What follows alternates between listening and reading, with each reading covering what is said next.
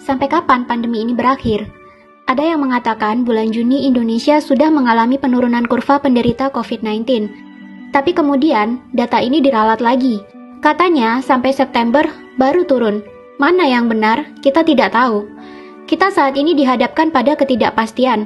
Tidak pasti kapan corona akan berakhir, tidak pasti kapan kita bisa kembali beraktivitas seperti sedia kala. Dan sebagian orang merasa tidak pasti apakah setelah virus berakhir, mereka masih bisa mendapatkan pekerjaan dan penghasilan seperti dahulu kala. Banyak ketidakpastian yang harus kita hadapi. Di satu sisi, coronavirus juga telah merubah banyak hal di kehidupan kita tanpa kita sadari. Coronavirus tidak hanya berdampak pada kesehatan, tapi juga berdampak pada sektor ekonomi dan sosial. Jika kita tak mampu beradaptasi dengan perubahan ini, maka kita akan termasuk ke dalam golongan orang yang merugi dan tertinggal. Kebiasaan-kebiasaan baru ini akan dikenal dengan istilah new normal. Jika kamu ingin tetap bisa bertahan dan selamat dari pandemi ini, sebaiknya persiapkan dirimu untuk beradaptasi dan menjalankan new normal ini. Apa saja yang termasuk dalam prediksi new normal? Yang pertama, kesehatan dan kebersihan akan menjadi komoditas nomor 1. Ketakutan orang-orang akan terserang virus membuat semua orang kini semakin ketat menjaga kesehatan dan kebersihan. Jika kita keluar rumah sekarang, akan banyak kita temui wastafel dadakan di mana-mana. Hand sanitizer menjadi barang yang paling dicari. Orang mengenakan masker kemana-mana. Vitamin dan jamu menjadi barang yang banyak dikonsumsi selain makanan pokok. Sebelum bepergian, orang akan dicek dulu suhu tubuhnya dan tidak akan diizinkan melanjutkan perjalanan jika terindikasi tidak sehat. Tidak menutup kemungkinan ke depan orang akan diwajibkan membawa dokumen kesehatan pribadi saat bepergian. Atau bisa jadi, sistem pelacakan kesehatan di bandara dan terminal transportasi umum lainnya akan menjadi lebih praktis dan lebih mudah.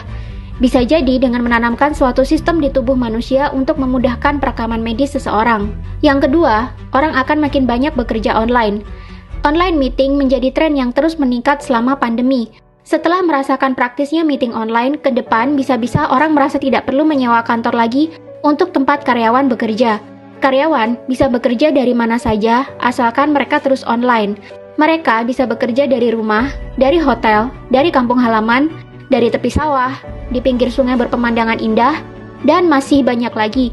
Asalkan ada jaringan internet kencang, maka kerja online tidak perlu jadi masalah.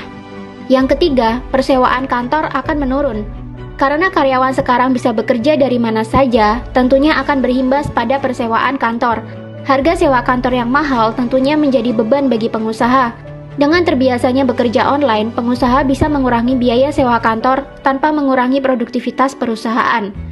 Jika dulu harus menyewa satu ruko untuk sebuah perusahaan, kini pengusaha bisa mengurangi biaya dengan menyewa sebagian kecil bagian dari ruko.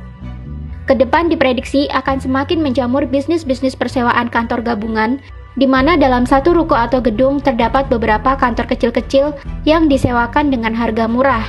Keempat, akan banyak orang yang di-PHK, dikurangi gajinya, namun di sisi lain, orang bisa meningkatkan penghasilan karena jadi punya waktu untuk menerima job lain. Dengan terbiasanya orang bekerja online, pengusaha pasti akan berpikir untuk melakukan efisiensi. Progres kerja disetorkan secara online, dinilai secara online. Dari sini, pengusaha akan mendapatkan gambaran sektor mana saja di perusahaannya yang tidak efektif dan boros.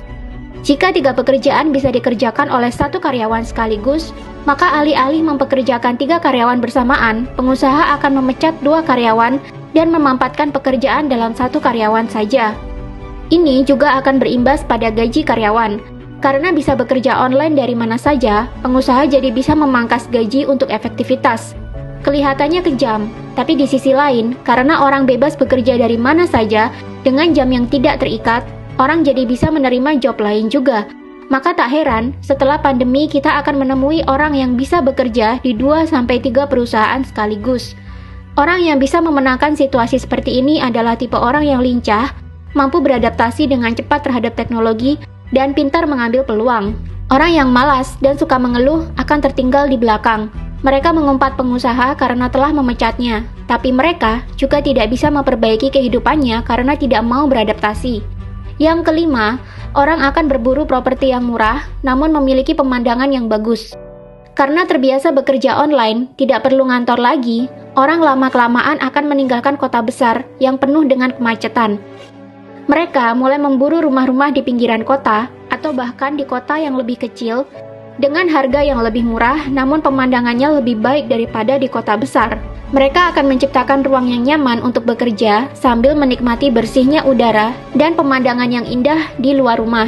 Yang keenam, belanja online akan menggeser kebutuhan belanja di mall atau supermarket. Selama pandemi, kita benar-benar dipaksa melakukan apapun dengan serba online. Bahkan beli sayur dan lauk di pasar pun kini sudah bisa dilakukan secara online. Jangan heran, nanti akan muncul semakin banyak toko online dan aplikasi yang menjual beragam kebutuhan manusia. Dan jangan heran jika nanti supermarket dan pasar menjadi tempat mangkalnya kurir dan ojek online. Karena merekalah yang bertugas mengantarkan belanja orang-orang ke rumah. Bisnis online akan sangat menjamur, bahkan pebisnis offline pun akan banyak yang berbondong-bondong memindahkan toko mereka ke dunia online. Pebisnis offline yang tidak mampu mengikuti perubahan ini akan mati secara perlahan-lahan. Yang ketujuh, pariwisata akan mengalami kenaikan drastis, termasuk tren digital nomad. Bosan dikurung berbulan-bulan di rumah membuat sebagian orang berpikir untuk bekerja online lebih keras dan mengumpulkan uang untuk liburan setelah COVID-19 ini berakhir. Jika dulu manusia sering kesal karena sulit liburan akibat jadwal kerja yang padat, akibat pandemi ini mereka jadi bisa bekerja online dari mana saja. Daripada bosan di rumah, akhirnya banyak orang yang menghemat uangnya, bekerja online lebih keras, dan akhirnya pergi dari rumah untuk menghabiskan waktu di hotel-hotel yang nyaman di daerah wisata impian. Mereka bekerja dari hotel siang dan malam. Mereka mencari hotel dengan kecepatan internet yang kencang, hotel budget dengan desain Instagramable akan menjadi buruan. Jika mereka penat, mereka tinggal berjalan-jalan ke lokasi wisata di sekitar hotel tempat mereka tinggal. Jika dulu pariwisata dijejali dengan orang-orang yang butuh liburan dan melepas penat setelah lelah bekerja, setelah pandemi akan banyak orang yang melakukan kerja sekaligus liburan dalam waktu yang bersamaan. Jika dulu tren digital nomad hanya dilakukan oleh milenial-milenial dari negara barat, tak menutup kemungkinan setelah pandemi ini, milenial-milenial Indonesia akan mengalami hal yang serupa. Kedelapan, uang digital akan mengalahkan uang kertas dan uang koin. Sadar bahwa uang kertas dan uang koin menjadi penyebab penularan virus, orang kini mulai beralih ke uang digital. Dompet digital seperti GoPay, Dana, Genius, WeChat Pay, OVO, Link Aja akan menjadi primadona orang-orang untuk melakukan pembayaran. Bahkan ke depan akan ada pengurangan nasabah bank-bank konvensional. Jika dulu satu orang bisa menyimpan uangnya dalam beberapa rekening bank, misalnya rekening BCA untuk keperluan sehari-hari, BRI untuk tabungan, Mandiri untuk dana darurat. Ke depan, bank-bank ini akan ditinggalkan oleh orang-orang.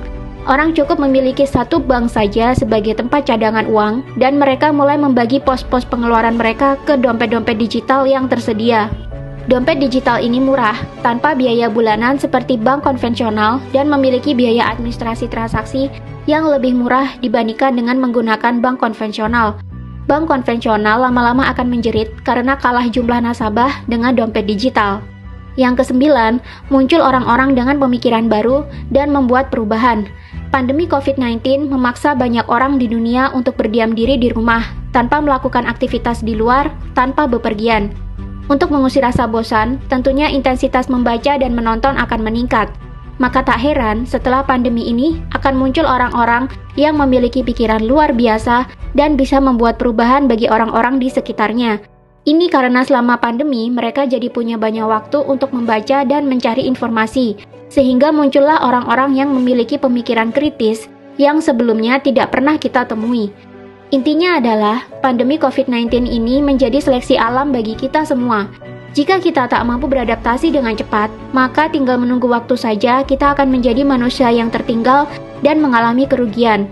Tapi jika kita menjadi manusia yang tanggap terhadap perubahan dan pintar mengambil peluang, maka kita akan menjadi manusia yang bisa melewati pandemi ini dengan aman, bahkan mendapatkan keberuntungan.